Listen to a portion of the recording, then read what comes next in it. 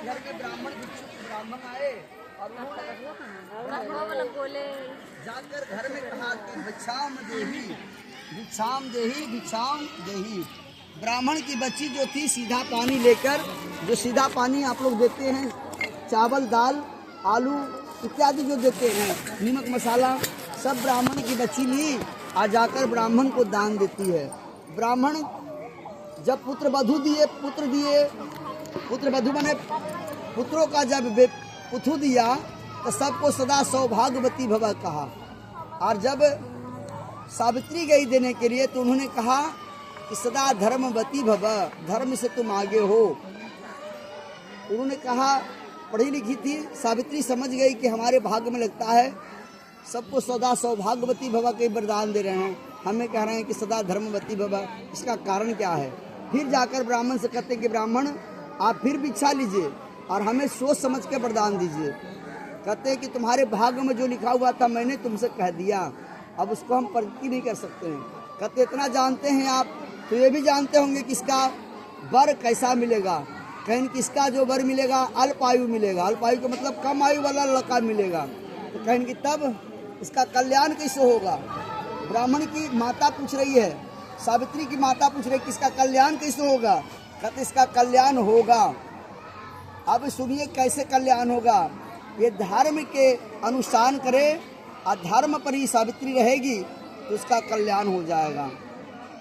सावित्री का लिखा हुआ वाणी जो है कहीं मिटता नहीं है।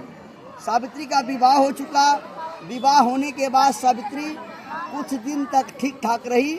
एक दिन सत्यवान और सावित्री दोनों मिलकर जंगल में जाकर लकड़ी काटने का काम कर रही थी। सत्यवान लकड़ी काट रहा था और सावित्री इसको जमा कर रही थी, बोझा बांध रही थी।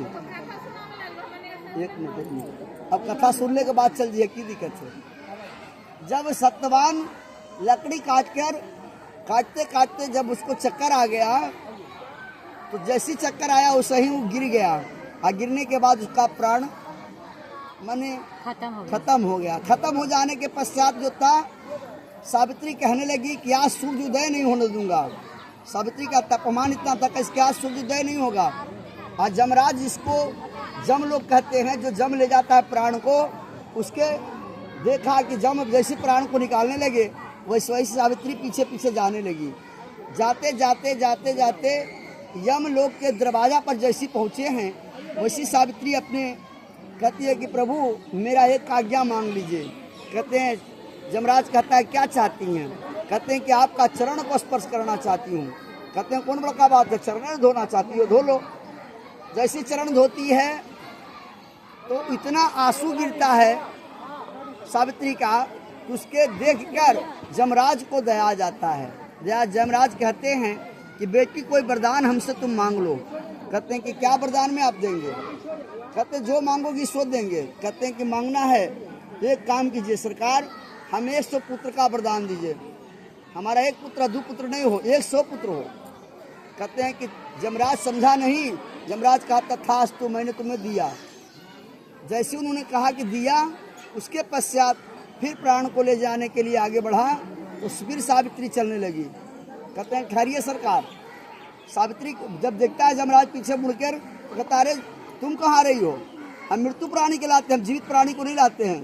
कहते हैं जीवित प्राणी और मृत्यु प्राणी में आपको पता नहीं चल रहा है, आपने तो वरदान दिया है हमें कि 100 पुत्र होगा, तब बिना पति का पुत्र कैसे होगा।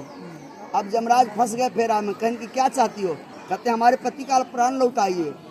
जैसी प्राण को लौटाते हैं, लौटाने के बाद सावित्री आती है और आज के दिन ही सावित्री ने अपने जल का पात्र जो है, जो हम लोग कलश बनाते हैं, वो कलश का पानी लेकर के और सावित्री अपने पति पर छिटा, सत्यवान पर।